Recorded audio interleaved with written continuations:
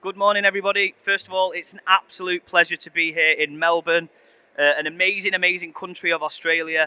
Personally, I'm a big rugby league fan, so being here in Australia, it makes me very happy. But we know you've got such a rich culture here for innovation, ideas, and products and policies, so very excited to get stuck into what is going on. Now, when it comes to the global outlook in crypto, it's a very different, unique kind of aspect or the way people approach it in different areas. And we can't be blind to that. I'm from the UK, but I live in Dubai. Now, the rules differ between the UK and Dubai so much. And today we're going to talk about a few of those different kind of aspects and see kind of your ideas on them. And by the way, I'm looking forward to learning from you at some points today as well. So please come and have a conversation with us on the stalls and let's share some ideas together. So let's have a look at the global outlook. The last year has been rough for the crypto industry, to say the least. Well, the last 2 years. If you think about it, yesterday was actually the 2-year anniversary from the all-time high of Bitcoin, which is just, those days seem so far away from where we're at right now. Now, the events in the first half of 2023, the upturn in the Bitcoin price and the emergence of the LSDFi and AI concept, and of course, the rise of the Arbitrum ecosystem, it's led to the meme coins and other things kind of building significance, building a profile within the ecosystem. And we've seen challenging times, both positively and negatively, across many sectors within the space. And today, I'm going to look at what has been going on around the world, and in specifically within US, Asia, the Middle East, and Europe. Because for me, I think that we're such a global community, we need to be aware of it. Now, let's get started. Let's get started with North America. Now, in the US, the collapse of Signature Bank, SVB, and Credit Suisse in Europe led to a liquidity crisis in the banking industry and government intervention. Now, data, it basically showed us that emergency loans provided by the Federal Reserve surged approximately $300 billion, which was just absolutely insane. But then in the second half of the year, the US court ruled that XRP in itself was not a security, which to some people sounds like a fantastic piece of news, of course. So security-specific rules and regulations that are not followed, we saw then kind of Coinbase and other crypto exchanges relisting these assets, which was very interesting. According to OKX market data, XRP briefly surged over 72% within 24 hours, and this was following that key announcement. Then 3 weeks ago, Bitcoin rose back above 34k. And as I'm stood here on the stage today, it's above $37,000, which, by the way, in the last year, and this year alone, is over 120% increase on the asset. Now, when we're looking at this and we're looking at the way that BlackRock and many other key institutions that are entering or well within the crypto space are performing and enhancing their crypto assets, it's very interesting. Now, let's move on to Asia. It's been a very mixed bag. Each country operates very differently. Different cultures, different policies, different people. And it's very important that we stay aware of it. China is known for a strict stance on cryptocurrencies. However, it is worth noting that in China, they have made significant progress in developing its own central digital currency, the digital yuan, which to me is a very exciting process. And for those that love XRP, you will also be equally excited. Now, Hong Kong has opened up to allow retail investors to buy and sell larger tokens, just like Bitcoin and Ethereum. And during Hong Kong FinTech Week, new initiatives were announced and integrated a fund platform for the retail fund sector, exploring all types of possibilities, and its boundaries were endless. Countries like Japan and South Korea continue to adopt a more productive approach and supportive approach ahead of the new tax reforms. And in October, in South Korea, finance committees called for Congress opinions on virtual assets to help improve the virtual assets regulatory system. And they are implementing so many different incentive-led initiatives for people to come and get involved within the crypto space in the right way. And I think to me, it very much has a different approach personally to the way that US has monitored things. To me, US has gone very enforcement, Asia has gone very supportive. When it comes to the Middle East and promoting crypto innovation, Attention, if you are looking for the Zebu Keynote Theatre, walk out the front doors, turn left, there will be staff to help and assist you find your way. Follow the signage across the breezeway and turn right. I repeat, walk out the front doors, turn left. Can you still hear me okay? Yeah, let's just get on with it. Obviously, I've got a little bit of bias. I'm based in Dubai. I absolutely love the Middle East. And I've got to say, I strongly believe it is becoming the hub for crypto innovation. The Solana Foundation, DWF Labs, have become ecosystem partners of the Dubai Multi-Commodity Centre, which is called the DMCC, which weirdly I look out from my bedroom and see every single day their office. Along with the Abu Dhabi Global Market and Dubai Silicon Oasis Authority, the DMCC is one of the 3 initial economic free zones established within the UAE, and that is frankly simply just to boost adoption and crypto regulations within the region. An investment from Saudi Arabia has just revitalized the crypto space, and they have just announced billions of dollars into the gaming industry just last week, which is just an absolute insane piece of news. And to be honest, we should be extremely excited around the announcements within the Middle East, especially from Saudi Arabia. And finally, in the Middle East, we saw a cross-region collaboration with the Central Bank of the UAE, and this is where it gets very interesting, and Hong Kong Monetary Authority. And this was to discuss financial infrastructure, marketing connectivity, virtual asset regulation, and a joint initiative with a number of participating banks. Why is it exciting? It's exciting because we're seeing countries and regions come together. Very often when we talk about regulations, we talk about the need for a global approach to the way we regulate assets. Seeing the way in which Asia and the Middle East are coming together, communicating and trying to track this, to me, is a very exciting step forward. Let's get onto it. Europe. The European Union has set a legal framework for the sector for the first time. It's called MiCA. It sounds a little bit strange, but it is an acronym. It's the markets in crypto assets. Just like Japan, the EU has officially announced a new cryptocurrency tax data sharing system. Of course, that's where we all start with tax. At the end of quarter 1, the European Parliament passed an EU digital wallet legislation, and the bill includes the use of zero-knowledge proof technology to protect privacy in digital wallets of EU citizens. And we saw an exciting innovation from Galaxy Digital and asset manager DWS developing European-listed ETPs, giving investors access to digital assets through traditional brokerage accounts, which for the institutions, they are getting extremely excited about. So in general, when it comes to regulations, I would say we're in a much more positive step than we have ever been. Why? Frankly, because more and more people are not only listening, watching, but supporting each other across the world. Now, some of the key events that I'm going to highlight in quarter 4 and in 2024 are as followed. Number 1, the Fed's interest rate decrease. Number 2, the Bitcoin halving. Of course, we have to pay massive attention to that. Number 3, the Ethereum Cancun upgrade. And number 4, new public change. And finally, you must be living under a rock if you've not seen it, the rise of AI.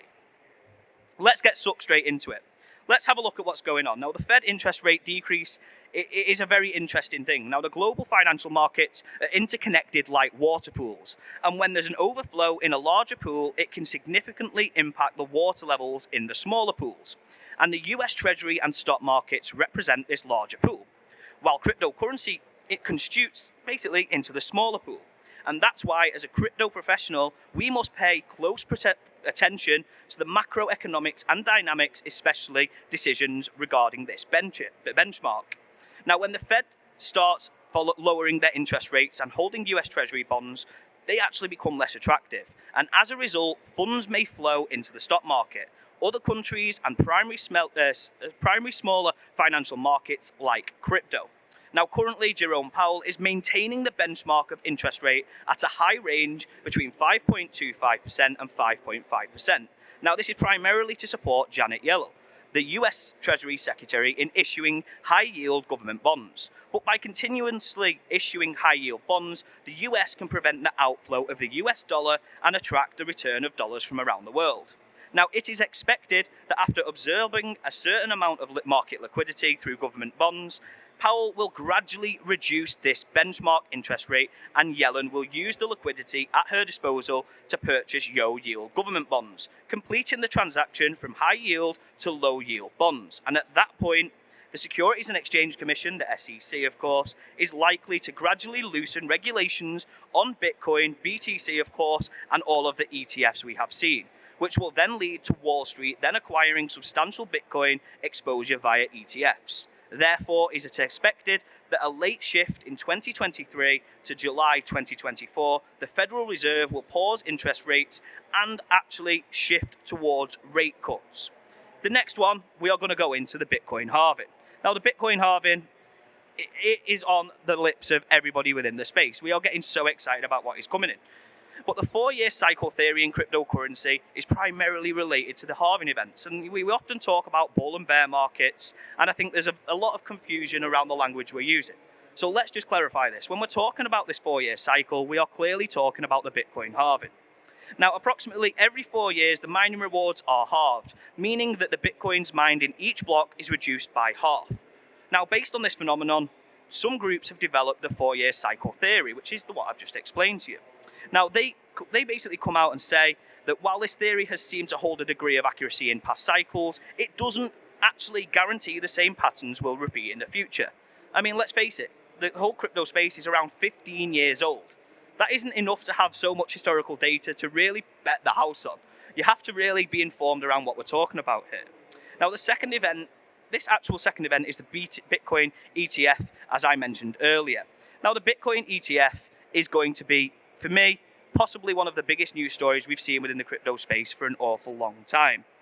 Now, the Bitcoin ETF application was first initiated by BlackRock, followed by the Wisdom Tree, Fidelity Investments, and other institutions, which is perceived by markets as having increased chances of approval, which of course is great news for us long term.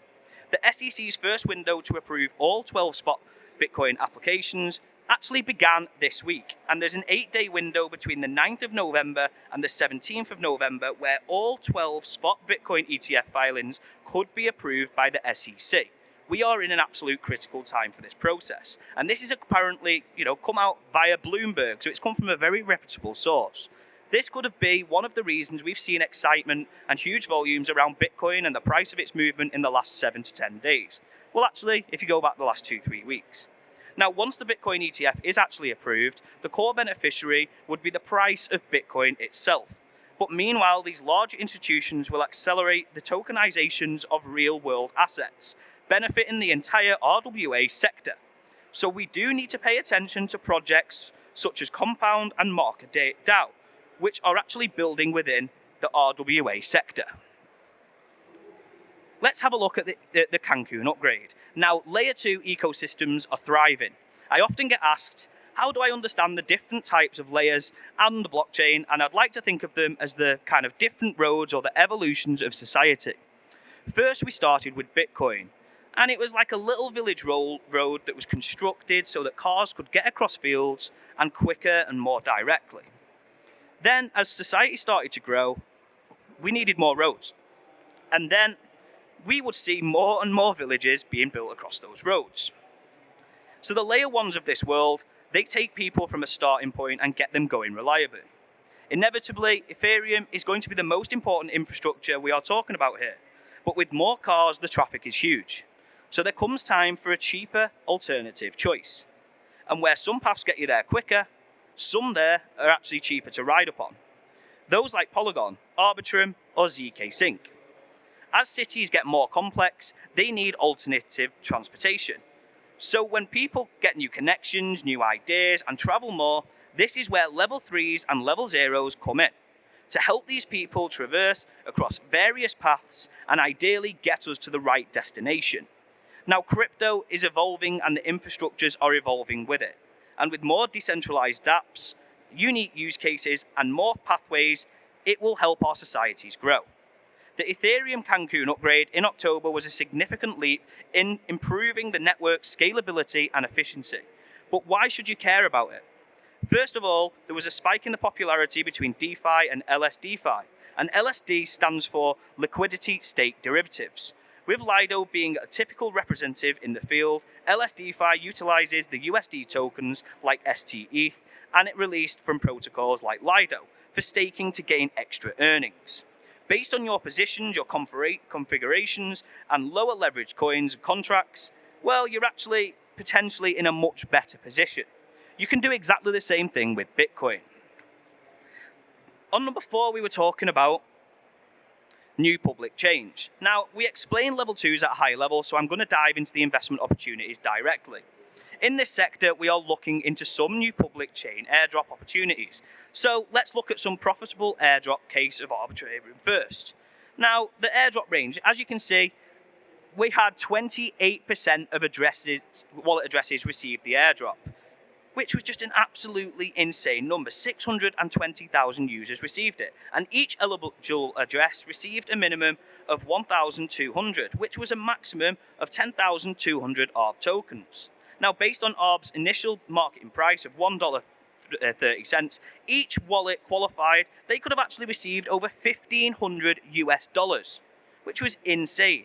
Now, low gas on layer 2 and eligible transaction fees and the patience to interact with fragmental time on a daily basis, some projects, especially meme coins, are looking to ride on the ARB hype.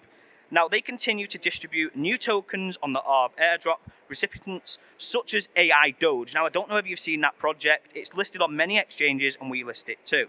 Now, ARB airdrop participants continue to receive interest-free money. But don't forget, there's no such thing as a free meal. Go and do your own research on this. Now, this also happened last March. There were other projects such as SKey Sync, Starknet, Linear, Scroll, and Taco. And I want to emphasize that these airdrops are not yet confirmed, just with high potential, so always do your own research. Now, there are several dimensions to consider when farming for airdrops. The total number of interactions shouldn't be too concentrated. It's best to have interactions every week or every month. Don't overcommit to this thing. The importance of richness and protocol interacted with, volume of funds interacted, and prevent witching. So keep switching around if you've got multiple wallets. Don't get stuck in a wallet drain. Number 5. Everybody must have seen AI. It has absolutely dominated the headlines this year, and people often view Web3 as an AI competitor. And in terms of investment, right now, they actually might be. VCs are putting money into AI over Web3, and that's a fact. And it's also attracting top talent and has the focus of the media, which has all of the potential components to really see success. However, in the long run, they are complementary technologies, because AI is a technology that can really help our industry in powerful ways. Now, those on the cutting edge of AI are actually working on real application cases with real application scenarios. So what could that actually mean for crypto? As an example, let's talk about Telegram bots. In the last 10 years, Telegram has accumulated over 800 million users worldwide. And by offering a range of functions such as trading, sniping, airdrop farming, and others, Telegram bots now enable crypto customers to execute crypto activities via their mobile devices. Now, talk about that for mass adoption, and that is putting us in a really great spot. Now, investment opportunities in this field are ton. Telegram's native token and Unibot, with their leading projects and high market value and high interest reputations. For me, when you talk about users, we talk about mass adoption and people with the technology in their hands in the crypto space, it doesn't get much better. Now, in closing, I really want to talk about a few things. We have seen many challenges in the last year, and it's indicated that challenges also create opportunity, so we shouldn't be too downbeat. There is a possibility that the remainder of 2023 will be similar and actually maybe more dramatic than in the past. Now, depending on how certain governments and projects push into our territories, we're going to have some short up and downs. And in the long run, it's clear that the crypto industry is poised to keep on thriving, whether it's Bitcoin's price, more talent moving into the space, more innovation being built on increasing levels of mass adoption, or frankly, just more excitement by people attending events just like this. Now, if you want to learn more about Web3, head on over to the Bitget Academy, where you'll find free blockchain courses, crypto guides, cryptocurrency trading strategies, and much more. Or if you'd like to stay on top of some of the latest crypto news, gain daily access to institutional grade market intelligence and trends analysis, head on over to Bitget Research. Now, we understand that it's a time for us to grow, but it's not just about us. We need you to empower the people with our industry. So why don't you come and join us this afternoon? I've got another workshop. Please come and join us at 2:45. It's going to be great. We're talking about revolutionaries, the oddballs, and we're going to be talking about how to encourage Web3 investment and our Web3 fund. So if you're looking for funding, that may be something for you. My name's Jamie. I've really enjoyed coming over to Australia. Thank you for having me.